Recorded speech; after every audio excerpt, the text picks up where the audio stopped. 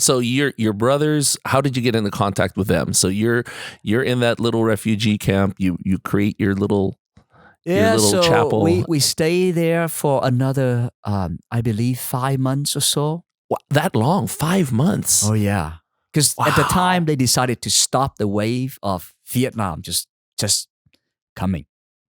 They didn't know what to do with us. Should they ship us back to Vietnam or should they? So they didn't want to bring us to the main refugee camp that was pretty crowded. Oh. And who was running the refugee camps at this? So they sent Thai soldiers to come and kind of guard us, and they elected like the camp leader. Okay. And the Red Cross would bring us food. You know, they would come twice a month, bring us canned food and things like that. Is this a Thai Red Cross or from other countries? It's a United U.S. Red Cross, United Nation. Yeah. United Nation. They came and they bring us food and medicine and things like that. So very grateful to that. So after we stayed there for 3 months, they still haven't really made a decision yet. But it was so hard to bring it out to an island because they have to get there by boat. So they brought us to a place called Ban That, which is the border between Cambodia and Thailand. Okay. They brought us to this wooded area, and they give us, they kind of clean up the place for us, and they'll supply us with hammers and nails and machetes and give us material so we can make these kind of like these leaps, bamboo houses. Okay, like little huts. Huts. Yeah. So we lived there for another year. A year? Yeah. You and your brother and your uncle and your cousin. Yes. For another. By that time, there's a lot of refugees that they brought in from all over Thailand. Because they didn't know how long you were going to be there. So that's right. Now, again, the story of fate. Like God is always. When we got there and we said, we got to build our church. See, fate is so amazing. Everywhere we go, right? We said, we got to have our church. So we got there together and we began to build our church. Now, by this time, there was 2 priests, Father Pierre and Father Jean. They are missionary priests. Okay. They come in to be with us. Where are they from? One is from Switzerland and one is from France. Okay. So they came and to minister to us. Oh. And you still had your Vietnamese priest with you? Yes. Okay. And I just remember they left such a deep impression in my heart, in my soul. As a little child who desired to be a priest, I always look up. I always remember. And there was those 2 priests, and there's another priest, Father Dominic. He's also a Jesuit who spoke Vietnamese. It's amazing. Where's he from? Gosh, I can't remember where he's from. I just remember he's a very funny guy, and he speak Vietnamese and celebrate Vietnamese mass for us. Wow. Just a priest filled with joy. I'll never forget him. These priests, they left a lasting impression. But he wasn't Vietnamese at all. He wasn't Vietnamese, but I think he taught in Vietnam before the communists took over. So he picked up Vietnamese. Okay. He spoke Vietnamese, broken Vietnamese, but he celebrated it. Mass in Vietnamese and talk Vietnamese to us. So you had several priests, huh? Yeah, by that time it was cool. So we built our but by that time they are still in the process of making a decision with us. So they kept us from having any contact with the outside world. No letters, no mail, no nothing. Did you ever receive anything from your parents in any of the camps? By that time, no. No. At that time, not yet. Okay, so you had just sent letters out, hoping that it got to them, not knowing whether or not they knew you were still alive. Until this priest came. Okay. Knowing that we weren't allowed to have contact to our outer world. They told us to write a letter to our family. And in the meanwhile, while we were writing our letter, they would take it and smuggle it out for us. Wow. That was our only way to still keep in touch with our loved ones. Okay. But at this point, your parents knew that you had made it. Still living, but they still haven't, So they, so that's how we have contact with my brothers in the other camp. And my parents back in Vietnam. And that was the first time you got contact That's right. with. So we wrote letters and they smuggled it out for us. Why didn't they allow you to send letters out? I do not know as a child. I just know that they didn't allow us to have any of these. Wow. In fact, I remember one time Father Pierre, he was driving in this old beat up car, driving out of camp. Somehow words got out that he was taking letters out for us. They stopped him. Wow. They inspected his car. They found it. Oh no. And this poor priest, they made him crawl on the ground. I just remember that for doing that. It was just, they were rough soldiers in there. They were very rough. I wonder why they.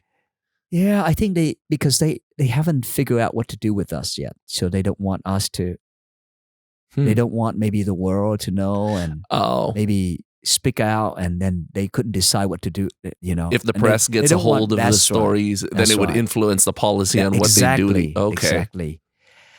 So, but I remember he's a fragile older priest loving us, and after that happened to him, we came to the church to meet him, and we would say, "So sorry, Father." He said, "Keep on writing the letter. I'll find a different way to get the letters out for you." Wow. It's just amazing priest. Do you ever keep in contact or?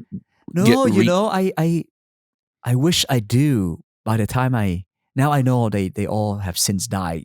When I start keeping in contact with people that've been there and that kept up with them. Yeah. Gosh, I would love to go see them and celebrate Mass with them. That would be amazing. But that never happened. But I get to keep those images forever in my heart. They really inspired me as a priest.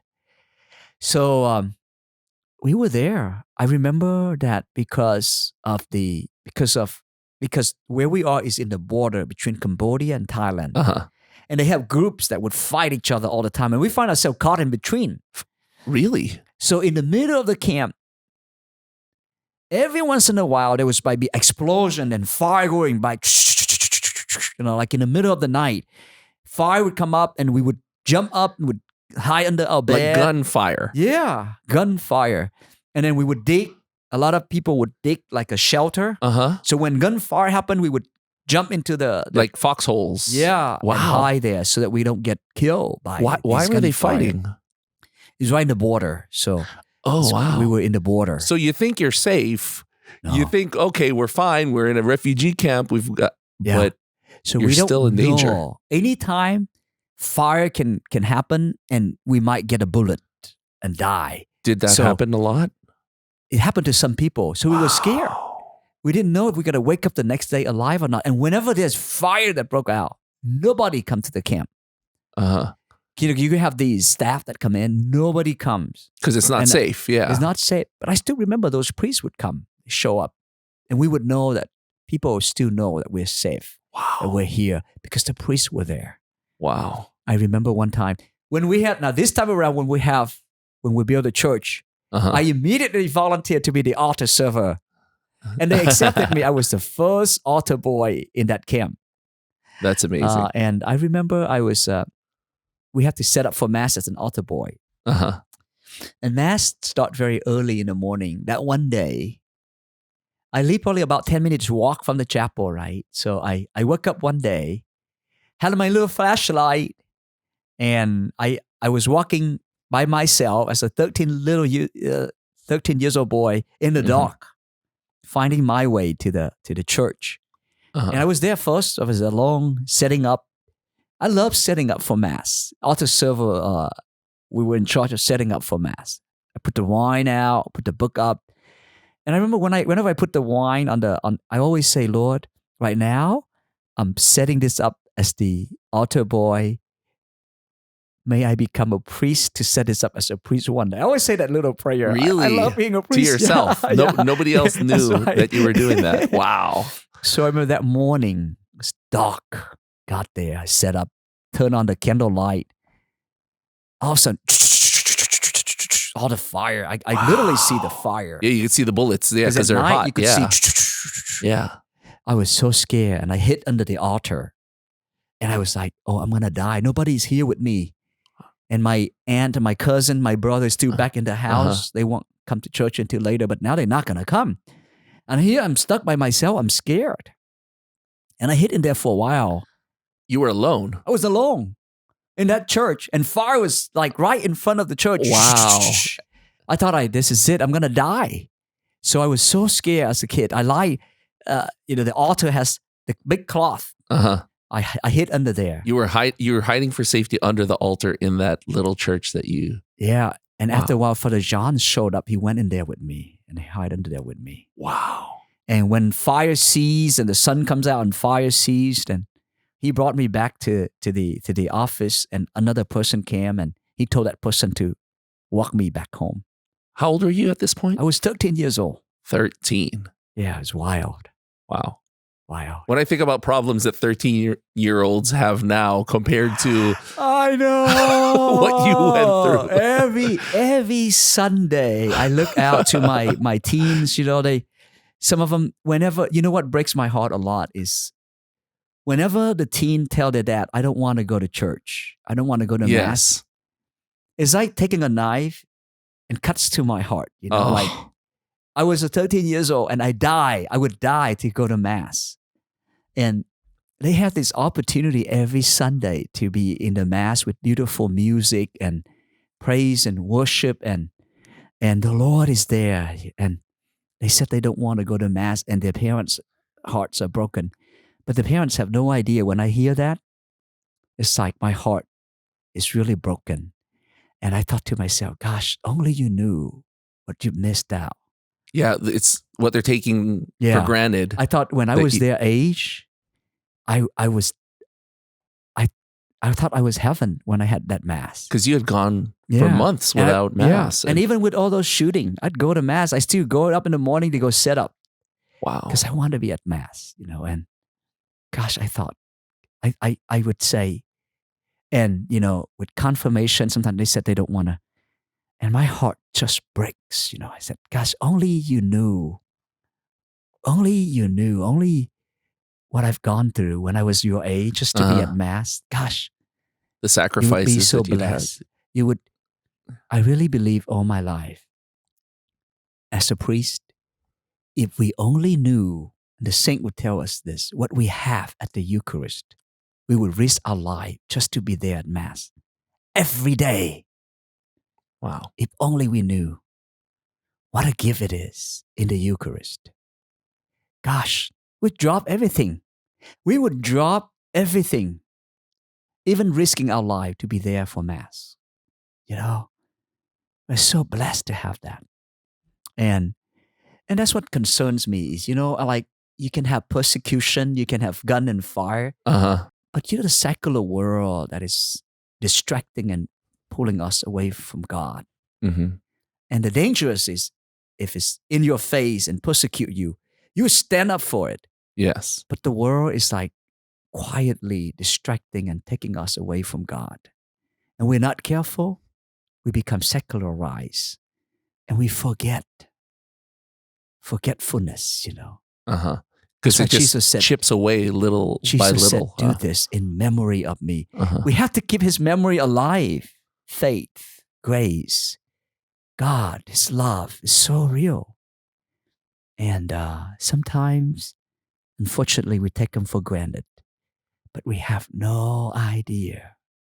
Right now, as we're speaking, there are people all over the world who would walk for days just to be able to be at Mass in the Eucharist. And they walk for days back. There's people who now going to Mass would risk their life, could mean that they would die. Yes. And here we are. Sometimes we take that for granted. And it breaks my heart. But I pray. That's what I do as a priest. My number one job as a priest is when I look at St. John Vianney when he goes to a parish and we encounter people that don't go to church or don't pray. He said, if they don't, I'll do it for them. So that's what I do. I pray. I go to adoration for whenever mom or dad told me my son or my daughter don't want to go to confirmation, don't want to go to class, don't want to pray. So I said, Lord, okay, then I'll do it for them.